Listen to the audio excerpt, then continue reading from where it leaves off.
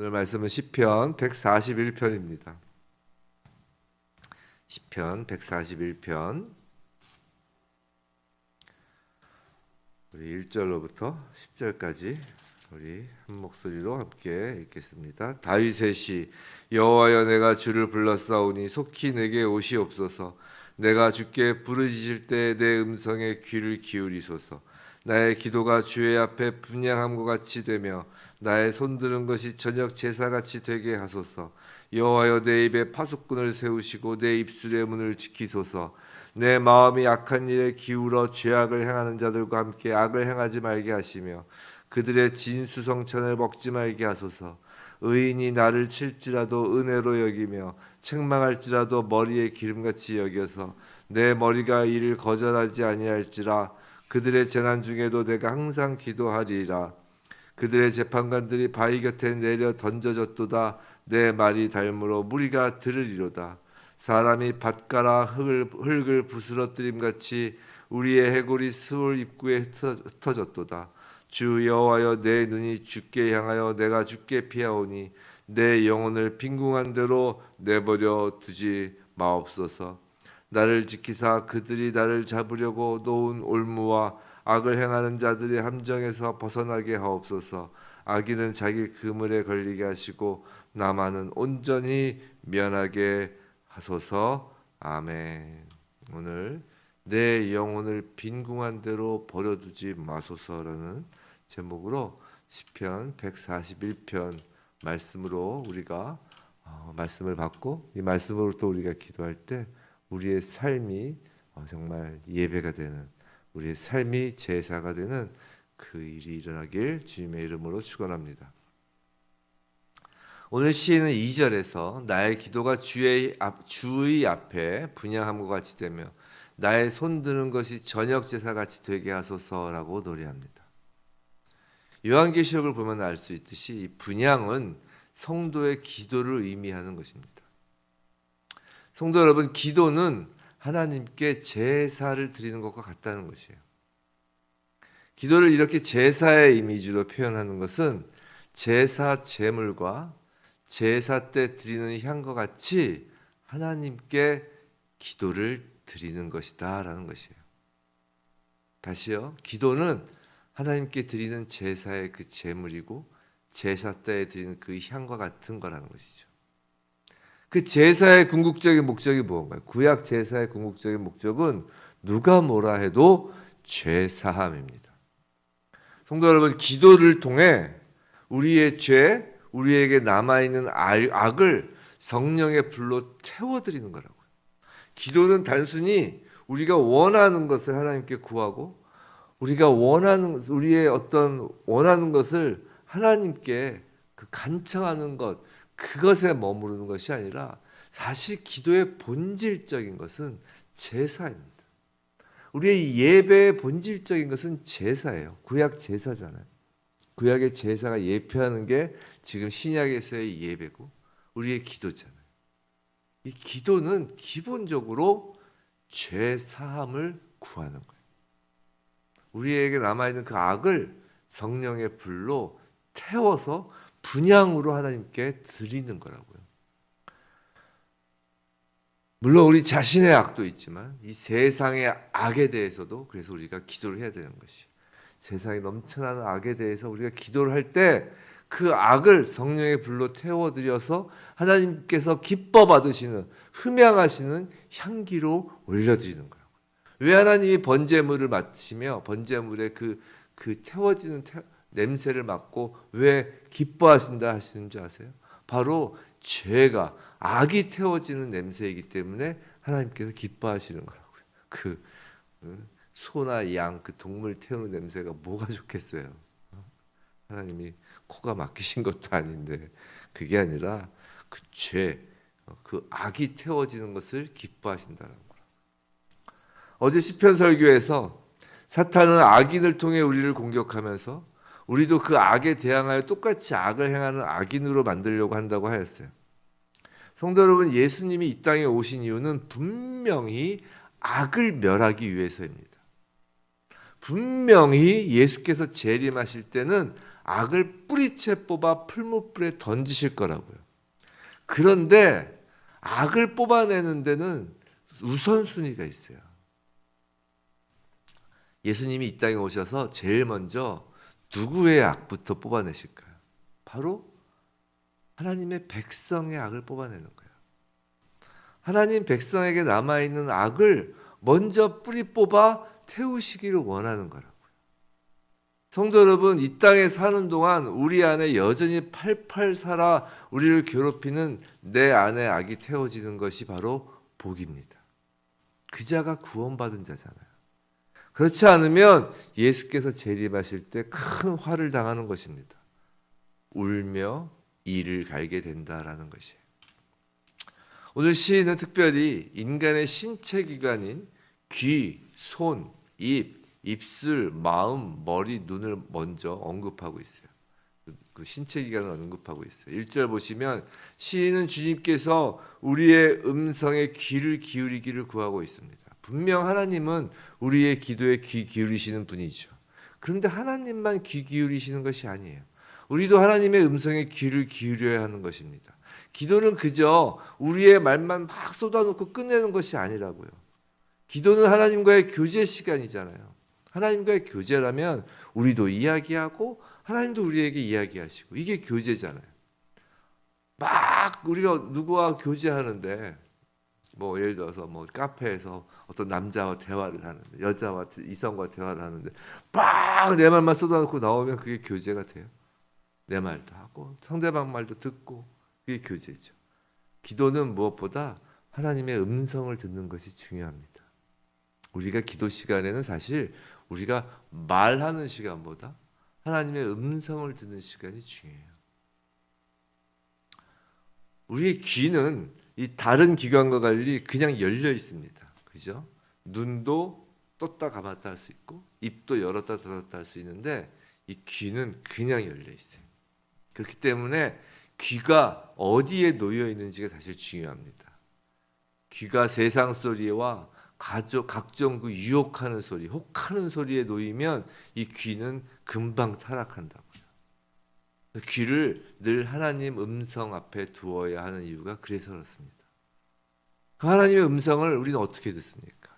일단 기본적으로 이 성경 말씀을 통해 듣는 거예요. 사실 이 성경은 읽는다기보다 듣는 것입니다. 어떻게 이게 들려요? 라고 하면은 입술로 읊조리면 들리잖아요. 우리가 묵상하다라는 거에 히브리어의 원어의 뜻이 뭔지 아세요? 바로 그게 읊조리다예요. 중얼중얼. 이 중얼 하는 건 다른 사람한테 들리지 않고 나에게만 들리는 소리잖아요. 중얼. 즉 이 성경을 읊조리면서 묵상한다는 것은 이 성경을 하나님의 음성으로 내 귀로 듣는다는 것이에요. 그래서 하나님의 음성이 귀로 들릴 수 있는 거예요.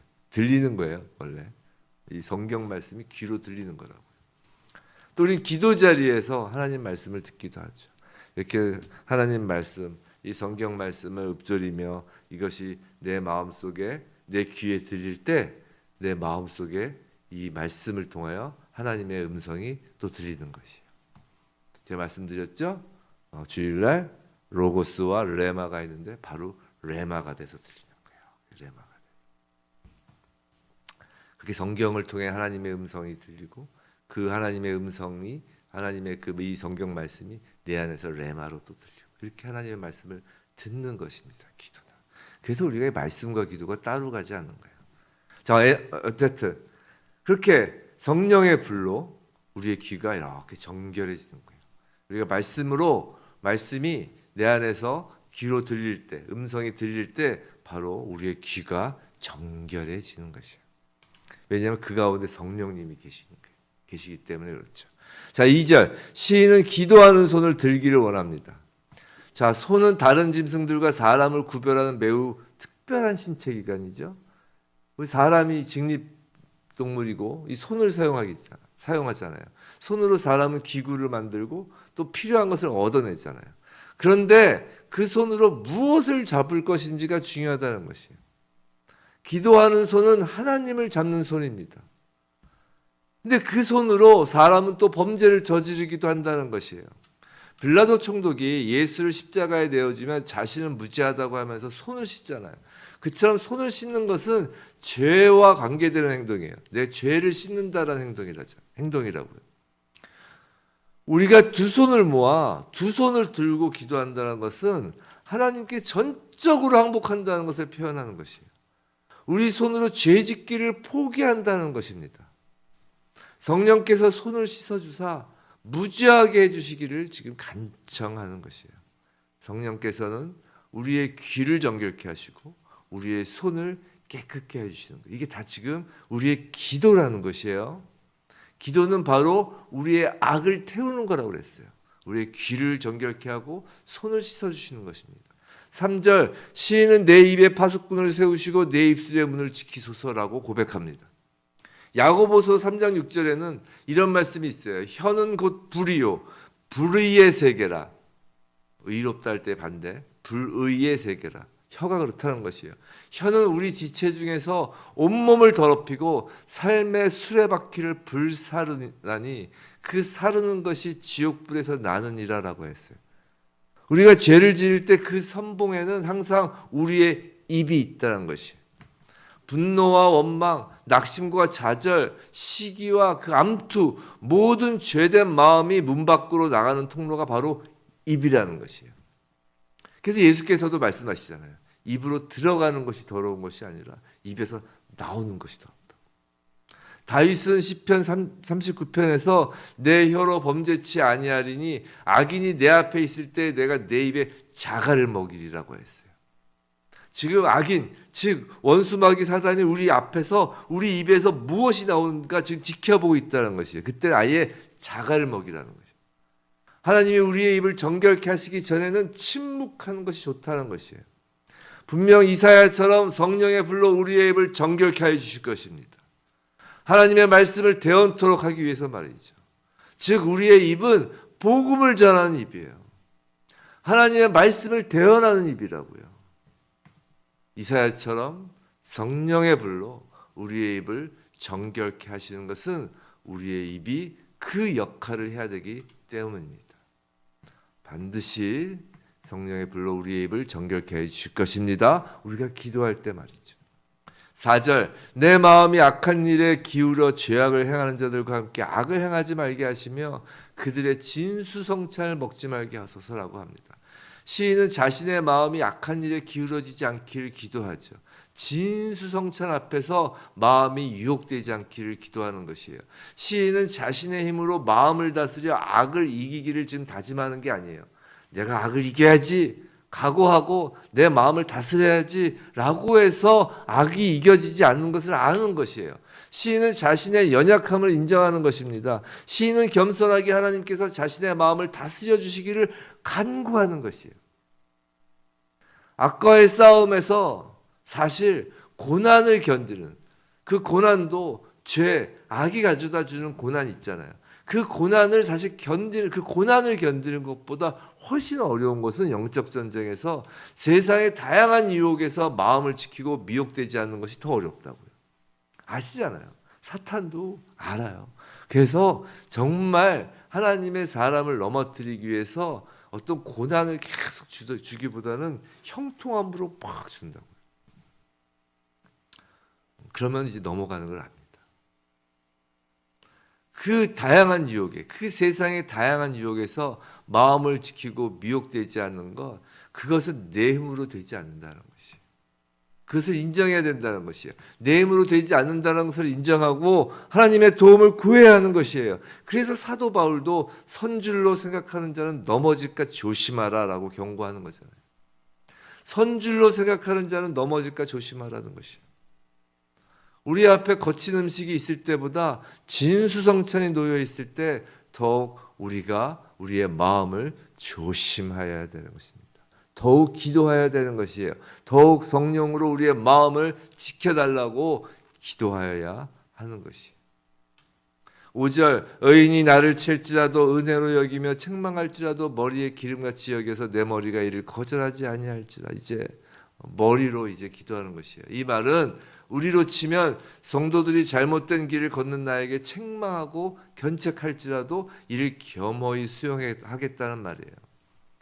즉 의인이, 하나님의 백성이 나에게 좀 야단치고 좀 넌 뭐가 문제다라고 책망할지라도 이걸 겸허히 수용하겠다는 것이죠.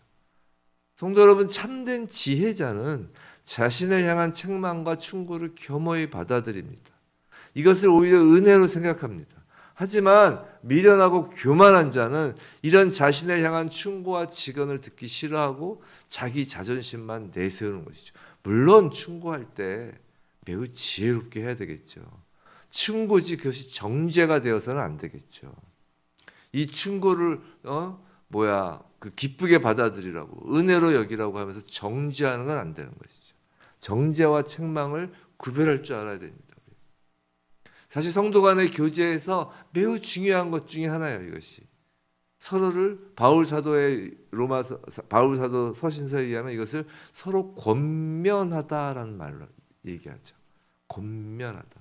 이 권면하다라는 것은 오구오구 우쭈쭈가 아니에요. 서로를 교회의 기둥으로 세워가는 거거든요. 서로 권면하면서 서로를 예수 그리스도의 몸된 지체로 세워가는 것이거든요. 그렇기 때문에 서로 부족한 부분을 하나님의 말씀으로, 사랑으로 이렇게 세워가는 거예요. 고쳐가도록 이렇게 서로 스크럼을 짜서 하나의 벽을, 이렇게 담을 만드는 거예요. 교회의 담을. 군대의 대열을 이루는 것입니다. 하나님 앞에서 머리라는 의미는, 하나님 앞에서 우리의 머리가 기도하는 그 역할은 뭐냐면 숙이는 거예요. 기도는 숙이는 것입니다. 머리를 숙이는 것이에요. 하나님 앞에서 이 머리가 숙여질 때 이 머리의 가치가 더욱 빛을 발하는 것이에요. 다윗의 왕의 자리에 있을 때 선지자 나단이 자신의 잘못을 책망하자 일체의 변명이나 숨김도 없이 그대로 머리를 숙였어요. 그대로 그 책망을 수용했고 겸손히 하나님 앞에서 회개하는 모습을 보여주었습니다. 그것이 다윗이 하나님 마음에 합한 이유예요.